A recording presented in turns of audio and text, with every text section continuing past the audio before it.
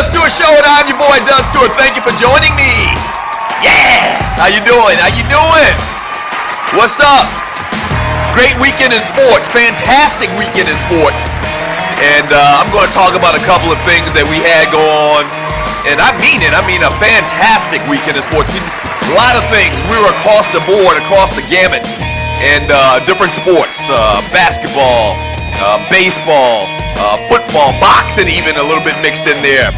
You got the NFL draft coming up this Thursday. So a lot of stuff to hit. A lot of great things happened over the past couple of days. So what I'm going to do on today's show, today's date is May 5th, 2014, and you are watching the Doug Stewart Show, is I'm going to touch upon a couple of things that were intriguing to me. Now, we're kind of past the whole Donald Sterling thing where we aren't talking about it every single moment of the day.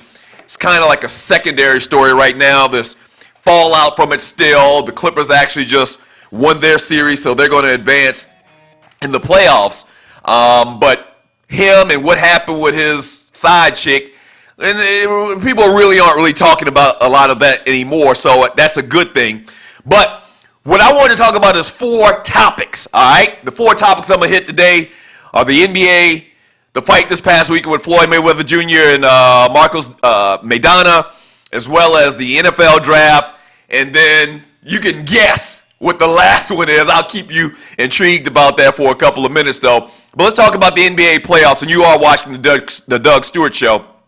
The semifinals are now set in the NBA. In the East, you got Brooklyn taking on the Miami Heat. The Nets now, they beat the Heat 4 times this year in the 4 matchups they have. So you got a lot of veterans on that team. Kevin Garnett, Paul Pierce, and then Darren Williams. So you've got some great players. You got a young coach in Jason Kidd, but at the same time, you got guys that have been through the struggles, guys that have been through the fire and are tough. Okay, they're kind of, long in the tooth and probably a step or two behind their best days, but they are veterans, and these guys are Hall of Famers. So I think they're going to give Miami all that they can handle. Now, you know me. I'm not a Miami Heat fan. I'm not a LeBron James fan. So I would love to see Brooklyn and my homeboy Kevin Garnett with upset. And I think it's possible. Obviously, it's possible because they beat them 4 times in a row this year. That's not a coincidence. I mean, that's just not luck. There's something there with that. So I'm going to go ahead and take Brooklyn in this series. I know people are saying, well, you hate the Heat and you don't like LeBron James, so of course you are. Well, the numbers say that I got a pretty good shot in that game as well. So I'm going to take Brooklyn to beat the Miami Heat in their best-of-7 series. Then you got the Pacers versus the Wizards. I like the Wizards in this series. And the Wizards, I think, might can shock some teams. You've seen what they've done in the first round by beating the Chicago Bulls. Nene and Gortat, they got a fantastic front line. And then they got John Wall, the point guard, who is one of the best point guards in the NBA, gets up and down the court real fast, can put a lot of pressure on your defense. So I'm going to take the Wizards. You know what's going on with the Pacers. They're just, they're just all over the place. The fact that they actually had to go 7 games with the Atlanta Hawks, a depleted Atlanta Hawks team, says a lot. Hawks really could have won that series, and it's a sad day that they didn't, but I'm going to go ahead and take the Wizards. Then you got San Antonio taking on the Portland Trail Blazers, and the big matchup obviously is going to be the point guards and Tony Parker versus Damian Lillard. Lillard with the last-second shot to beat the Houston Rockets to take them into this next round of the playoffs. LaMarcus Aldridge, they got a fantastic young team, okay? And it's just not going to be enough, though. I would love to see them do well. I would love to see them take this thing to 6 or 7, but I doubt that's going to happen. San Antonio really put it together in their last game and beating the Dallas Mavericks. So I think the Spurs are now in tune, trying to get some payback for what happened last year when they gave away the NBA Finals. I think ultimately they're going to make it back to the finals again this year.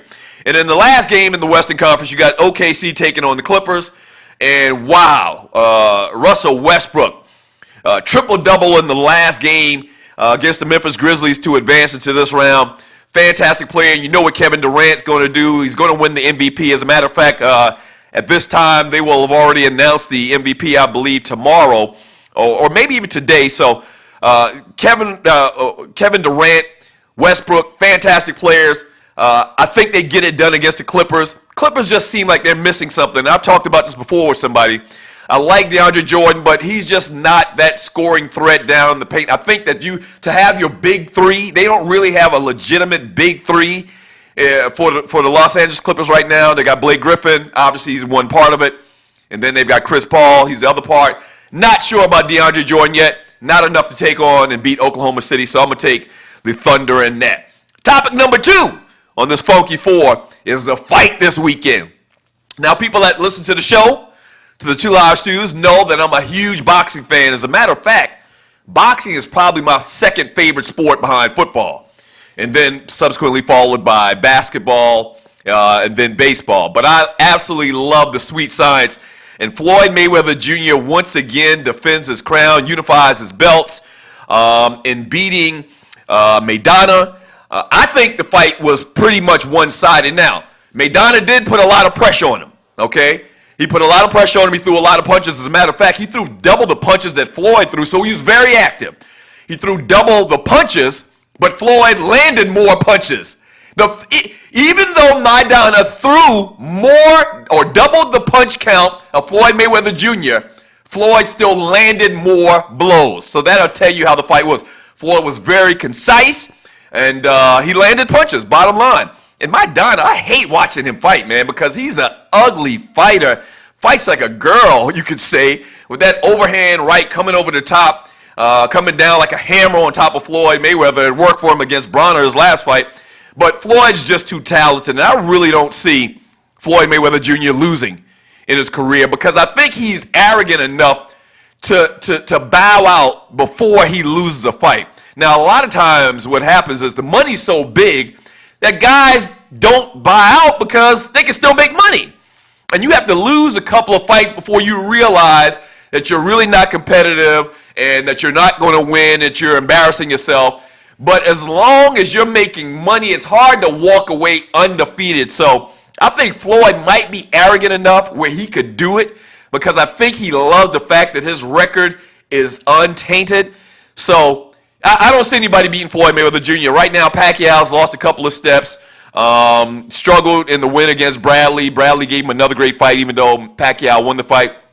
So, bottom line is, Floyd Mayweather is just, he's one of the all-time greats. And I don't think people give him enough credit. People don't like him, and I understand that.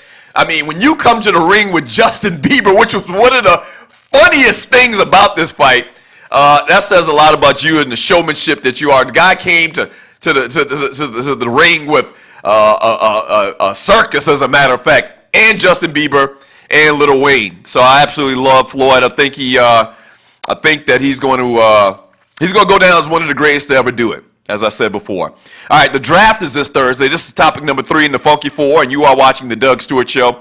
The draft is this Thursday, and I believe that Jadeveon Clowney will be the number 1 pick by the Houston Texans. I just think you got to do it. I just think you got to do it because the quarterbacks, none of the quarterbacks are really that great.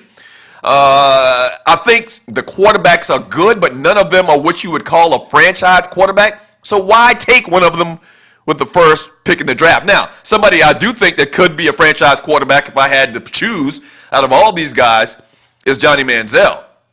I do. I believe in Johnny Manziel.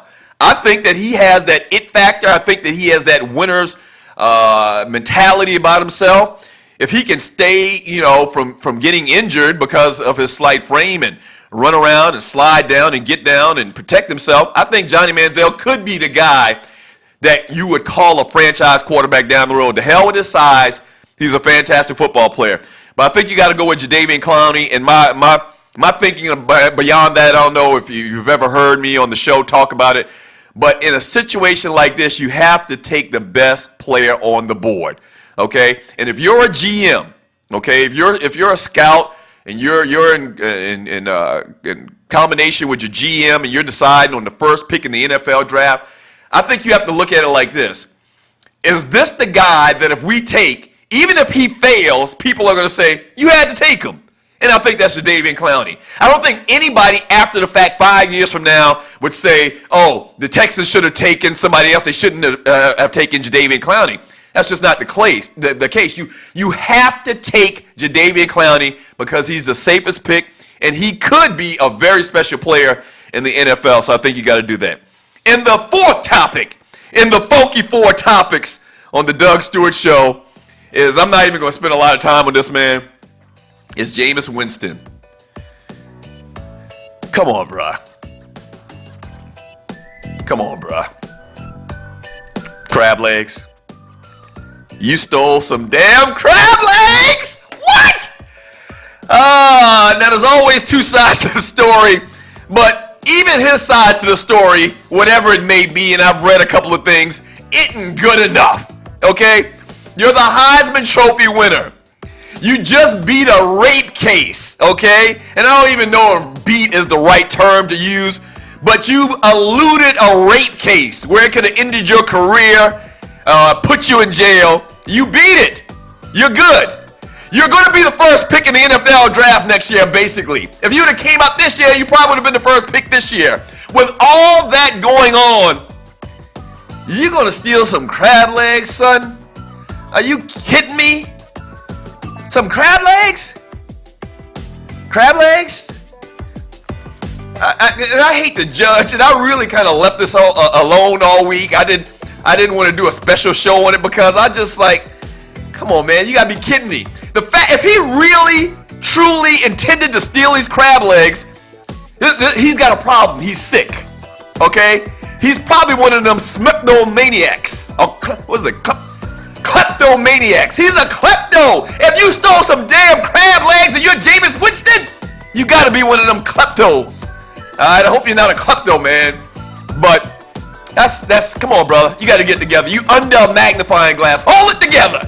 Alright, that's the Doug Stewart Show, man. You can email me, Doug@thedougstewartshow.com. You can also text me at 770-847-0536.